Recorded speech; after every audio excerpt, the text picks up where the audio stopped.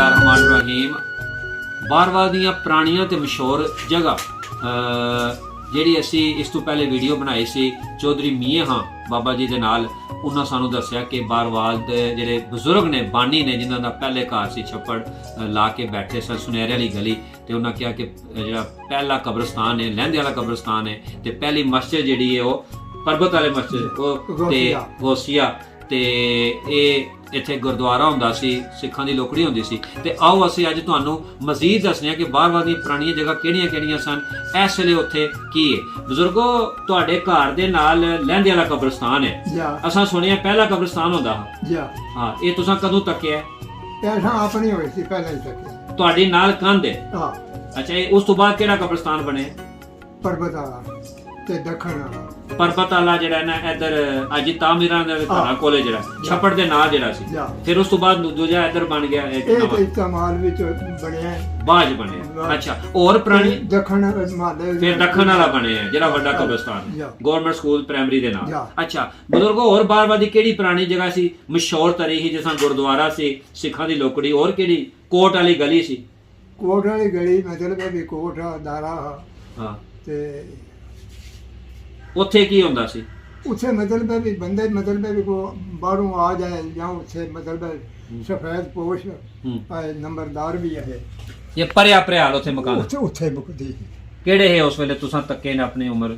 ਚੌਧਰੀ ਮਮਦਾ ਹਾਂ, ਚੌਧਰੀ ਰਿਆਦਤ ਦਾ ਪਿਓ ਹਾਂ। ਅੱਛਾ, ਅੱਜ ਕੱਲ ਰਿਆਦਤ ਦਾ ਉਹ ਗੁਲਾਮ ਅਹਿਮਦ ਹੈ ਜੀ, ਬਿਲਕੁਲ ਜੀ ਜੀ। ਤੇ ਉੱਥੇ ਪਰਿਆ ਪ੍ਰਿਆਲ ਮੁਕਦੀ ਪਿੰਡ ਦੀ ਜਾਂ ਬਾਹਰ ਦੇ ਪਿੰਡਾਂ ਦੀ ਵੀ ਉੱਥੇ ਹੁੰਦੀ? ਬਾਹਰ ਦੇ ਪਿੰਡ ਦੇ ਵੀ ਆਉਂਦੇ ਹੈ। ਅੱਛਾ, ਇਹ ਗਵਰਨਮੈਂਟ ਦੀ ਤਰਫੋਂ ਉੱਥੇ ਉਹ ਮਤਲਬ ਹੈ ਗਵਰਨਮੈਂਟ ਦੀ ਤਰਫੋਂ ਮਤਲਬ ਹੈ ਵੀ ਉਹਨਾਂ ਦਾ ਉਹਦਾ ਜਿਹਾ ਸਫੈਦ ਪੋਸ਼।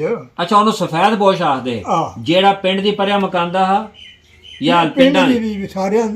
ਅੱਛਾ ਜੀ, ਲੋ ਜੀ, ਬੜੀ ਪੁਰਾਣੀ ਤੇ ਸੋਹਣੀ ਮਾਲੂਮਾਤ ਕਿ ਕੋਰਟ ਸਿਸਟਮ, ਕਚਹਿਰੀ ਸਿਸਟਮ ਜਿਹੜਾ ਅੱਜ ਕੱਲ੍ਹ ਅਦਾਲਤ ਹੁੰਦੀ ਹੈ, ਤਹਿਸੀਲ 'ਚ ਹੁੰਦੀ ਹੈ, ਡਿਸਟ੍ਰਿਕਟ 'ਚ ਹੁੰਦੀ ਹੈ, ਸੂਬੇ 'ਚ ਹੁੰਦੀ, high court, supreme court, district court, ਤੇ ਉਸ ਵੇਲੇ ਪਰਿਆ ਪ੍ਰਿਆਲ ਮਕਾਨ ਵਾਲਾ ਜਿਹੜਾ ਬੰਦਾ ਸੀ ਉਹਨੂੰ ਸਫੈਦ ਪੋਸ਼ ਕਹਿੰਦੇ ਸੀ ਪਿੰਡਾਂ ਵਿੱਚ, ਤੇ ਉਹ ਬਾਰਵਾਲ ਦੇ ਚੌਧਰੀ ਮੁਹੰਮਦ ਹਾਂ ਤੁਸੀਂ ਆਪਣੀ ਉਮਰ 'ਚ ਵੇਖਿਆ ਤੇ ਉਹ ਪਰਿਆ ਮਕਾਨਦੇ ਹੋਏ ਆ। ਬਜ਼ੁਰਗੋ, ਬੜੀ ਸੋਹਣੀ ਗੱਲ, ਕਿੰਜ ਕਰਦੇ ਸਨ ਗੱਲਬਾਤ, ਕਿੰਜ ਗੱਲ ਸੁਣਦੇ ਹੈ, ਬੁਲਾਉਂਦੇ ਹੈ, ਕਿੰਨਾ ਟਾਈਮ ਸੋਹਣੀ ਸੁਣਦੇ ਹੈ।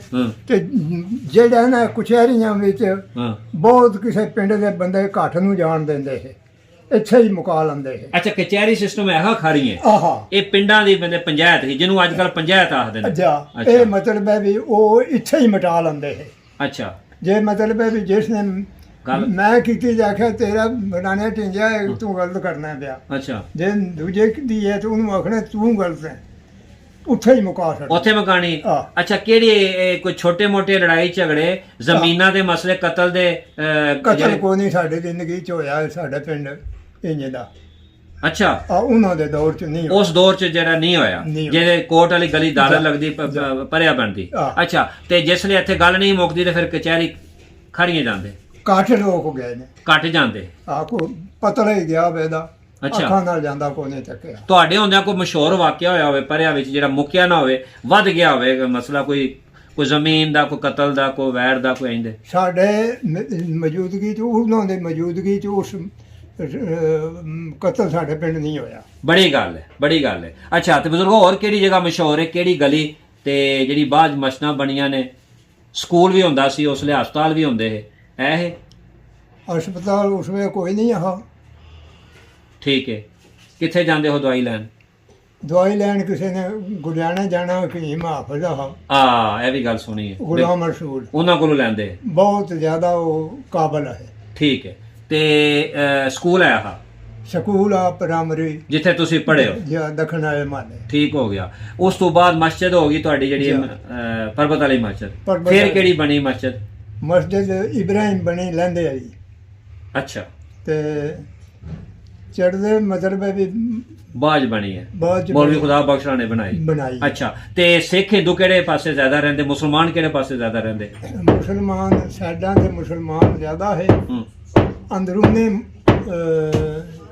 ਹੁਣ ਜਿਹੜੀ ਗਲੀ ਹੈ ਕੋਈ ਮਸ਼ਹੂਰ ਕਿਹੜੀ ਹੈ? ਮੈਂ ਸੁਣਿਆ ਕਿ ਸੁਨਿਆਰੇ ਵਾਲੀ ਗਲੀ ਪਟਵਾਰਖਾਨੇ ਜਿਹੜੀ ਅਗਾਂ ਜਾਂਦੀ ਹੈ ਡਾਕਟਰ ਜਵੇਦ ਤੇ ਮਿਰਜ਼ਾ ਆਸ਼ਕ ਨਾਜ਼ਮ ਦੇ ਡੇਰੇ ਵੱਲ ਜਾਂਦੀ ਹੈ, ਉਹ ਮਤਲਬ ਹੈ ਵੀ ਗਲੀ ਜਿਹੜੀ ਹੈ ਨਾ ਉਸ ਵਿੱਚ ਜ਼ਿਆਦਾ ਰਹਿੰਦੇ ਹੈ ਹਿੰਦੂ।